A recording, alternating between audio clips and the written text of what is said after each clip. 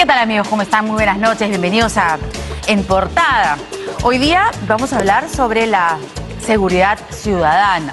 Sin duda un tema importante que esperamos este domingo, que es el tan esperado debate entre los dos candidatos, pues se pueda aterrizar, ¿no es cierto?, a ideas concretas. De hecho, nuestro primer invitado es el señor Fernando Rospigliosi, el ex vocero técnico de Fuerza Popular, y representó, digamos, a la agrupación en el debate técnico el domingo pasado, precisamente hablando sobre seguridad.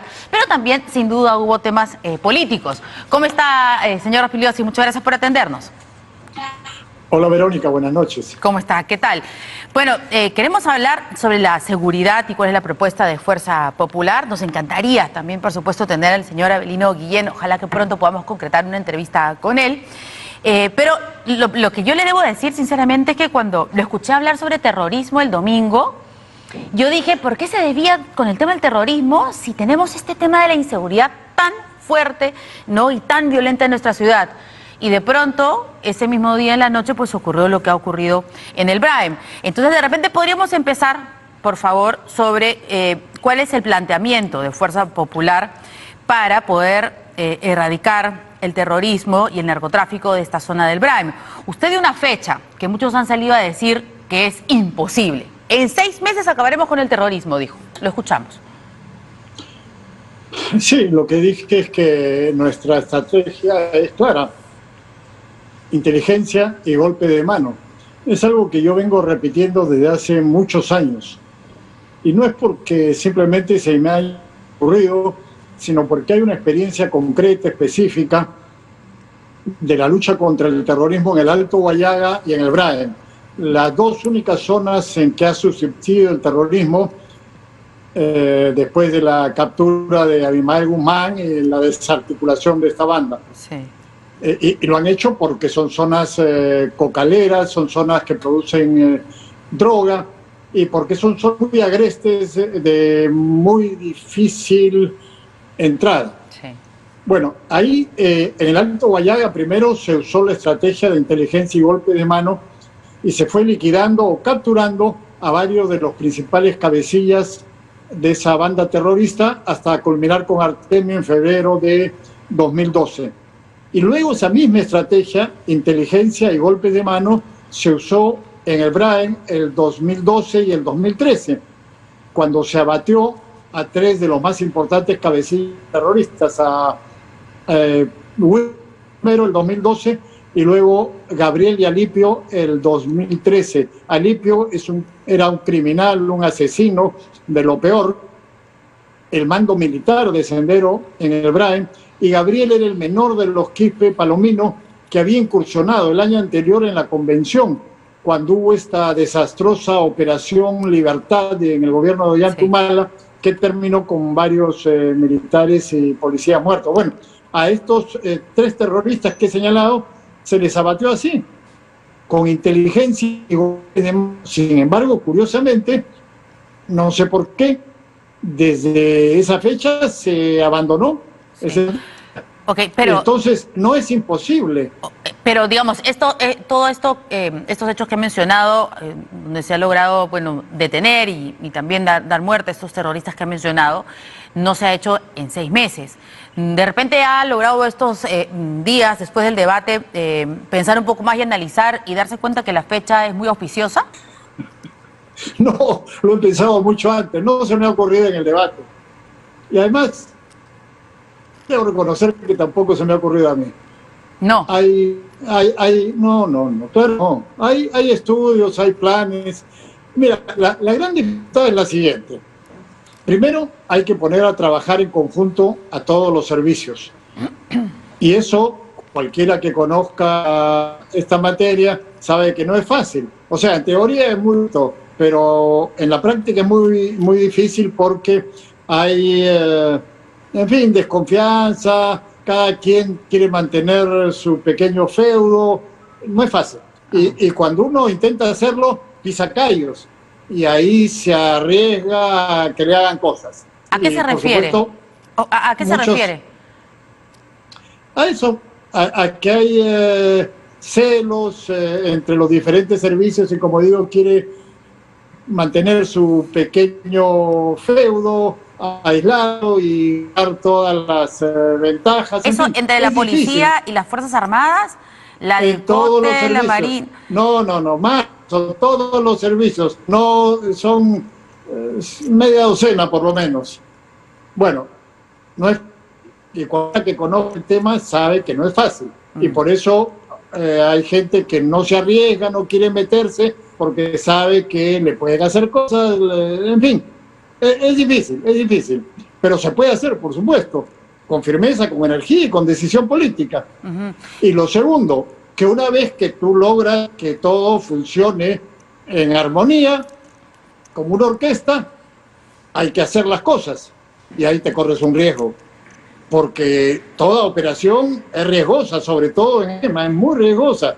Si fracasas, te caen la cabeza, te pueden enjuiciar después, te van a perseguir. Entonces, eso es lo que ocurre en el Estado peruano. Los funcionarios, incluyendo los más altos funcionarios, tienen miedo y prefieren pasarla tranquilos, flotando como un corcho. Si tú flotas como un corcho, nadie te va a decir nada, nadie te va a criticar y vas a mantener su puesto. Ahora que mencionan los juicios... Arriesgado, sí, perdóname, si es algo arriesgado, te puede ocurrir esto, si fracasas, si fallas, y hay muchas posibilidades de que esto ocurra. Hay mucha incertidumbre en operaciones, puedes equivocarte, y entonces ahí te corta la cabeza. Entonces, la inmensa mayoría de funcionarios prefiere flotar como un corcho, no arriesgarse y no hacer lo que hay que hacer. Pero que se puede hacer, claro que se puede hacer. Bueno, veremos si es que Keiko Fujimori llega al gobierno, estaremos haciendo el seguimiento de los 6 meses, de todas maneras. Pero ahora que usted ha mencionado lo de los... les pueden hacer un juicio, debe usted haber seguro tomado conocimiento de una carta notarial que entendemos le ha enviado el congresista electo Guillermo Bermejo, pidiéndole una rectificación. No. Bueno. No me ha llegado. Bueno, voy a hacer de notaria. Bueno, la tenemos ahí en pantalla. El señor congresista electo, Guillermo Bermejo, vamos a ver si de repente la producción se lo podría mandar al WhatsApp en este momento a nuestro entrevistado, a ver si los que han coordinado con usted la entrevista, les voy a decir que se lo manden en este momento para que la tenga a la mano, pero la tenemos ahí en la pantalla. Y él está pidiendo que, por favor, usted se rectifique inmediatamente y pida disculpas públicas en un plazo no mayor de 24 horas por lo siguiente. El día del debate, usted dijo, durante su presentación con el señor Avelino Guillén, con el doctor Avelino Guillén, dijo, hablando sobre el sistema de terrorismo, de organización criminal, de corrupción, etcétera. Usted dijo, hoy día el señor Guillermo Bermejo, congresista electo de esa agrupación, está siendo procesado por terrorismo y narcotráfico, por ser un narcoterrorista. Tenemos de repente la presentación, vamos a escucharlo, señor Rospigliosi, para que luego usted nos explique y diga si es pertinente rectificarse o no. Escuchemos.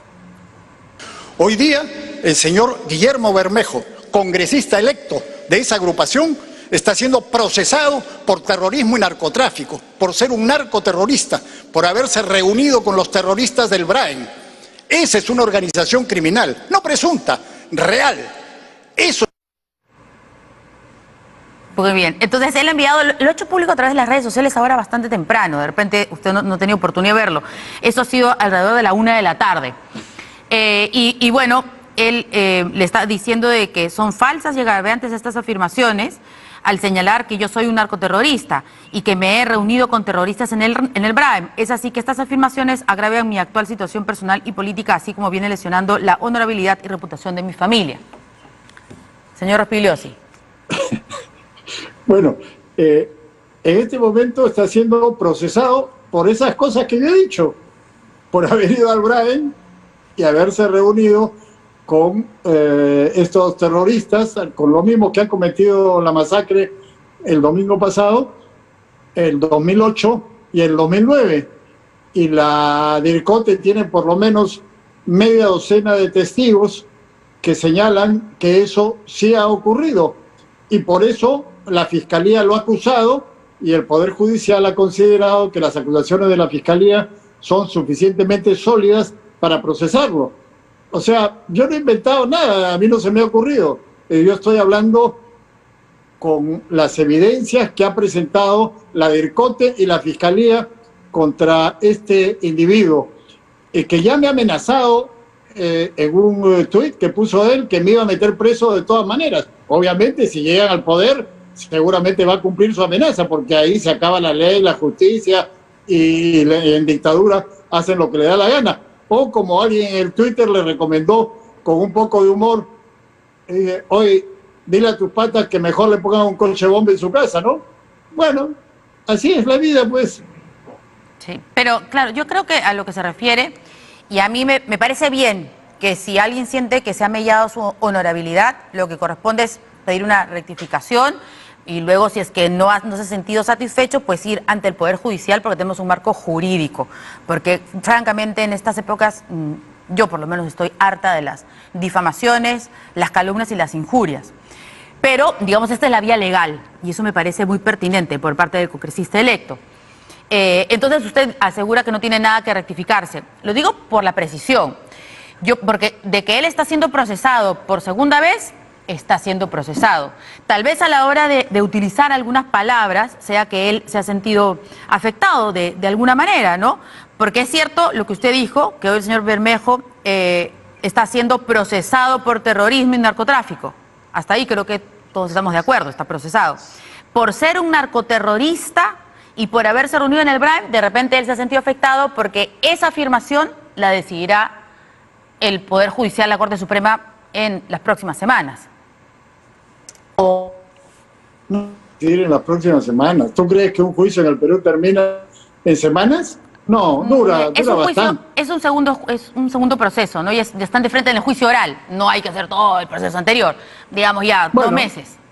Digamos. Ojalá los juicios duraran así en el Perú, ojalá.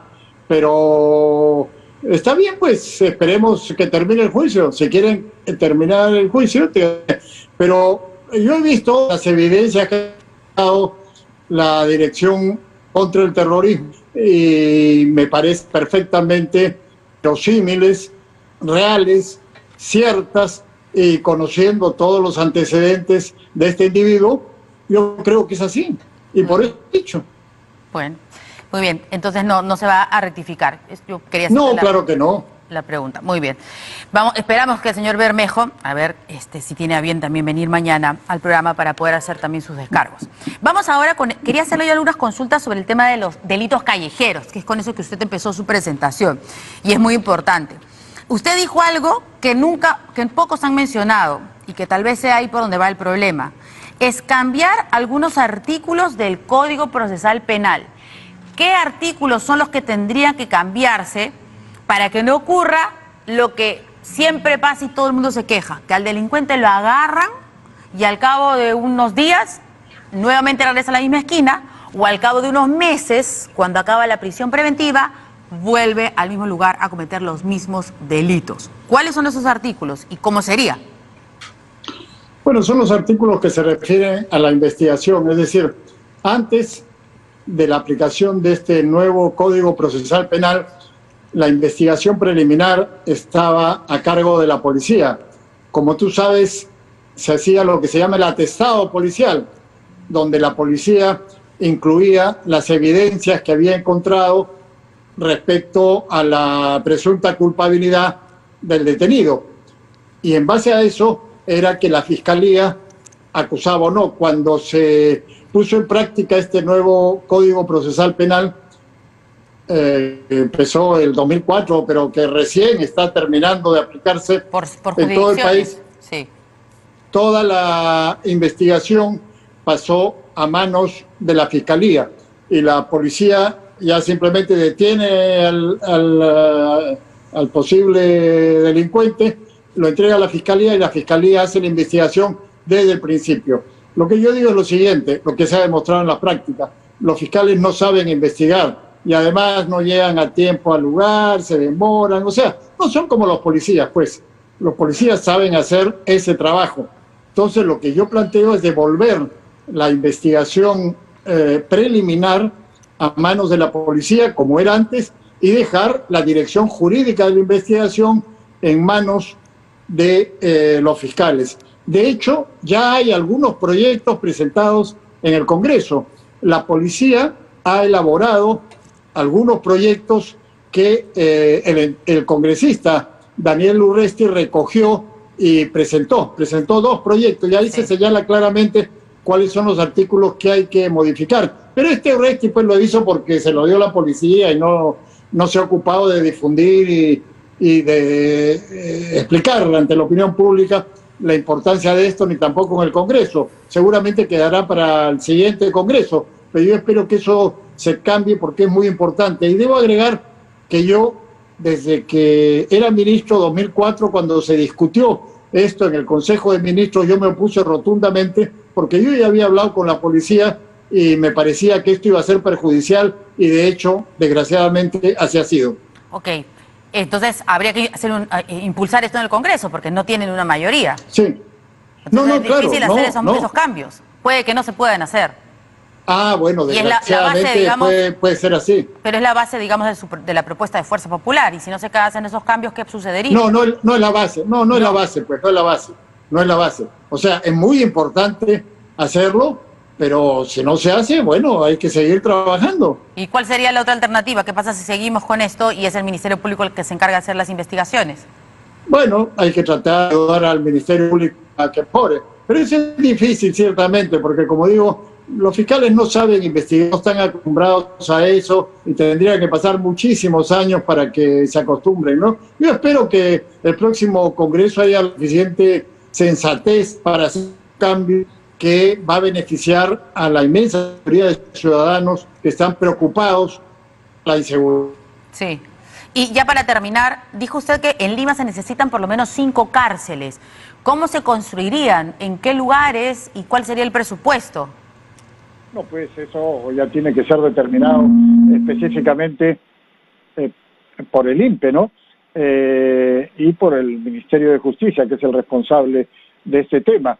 Pero lo que es evidente es que se requieren por lo menos en Lima 5 cárceles más. En este momento hay lugar para 40.000 presos y las cárceles tienen, qué sé yo, casi 100.000. Eso son cifras pre-pandemia, no sé cómo ha evolucionado en este último tiempo, pero la situación es insoportable porque las cárceles son escuelas de delincuentes y hay que cambiar eso. Y si no tienes más cárceles donde puedas diferenciar a presos primarios, a reos primarios, de reos avesados, bueno, vas a continuar con lo mismo. Los primarios salen convertidos en avesados cuando cumplen su condena y ahí es imposible hacer la resocialización y que el reo pueda salir cambiado para bien cuando termina su sentencia, ¿no?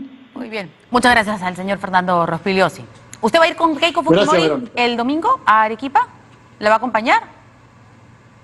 No. Muy bien. Bueno, vamos a ver qué sucede el domingo. Muchas gracias. Buenas noches. Hasta luego. Vamos ahora a...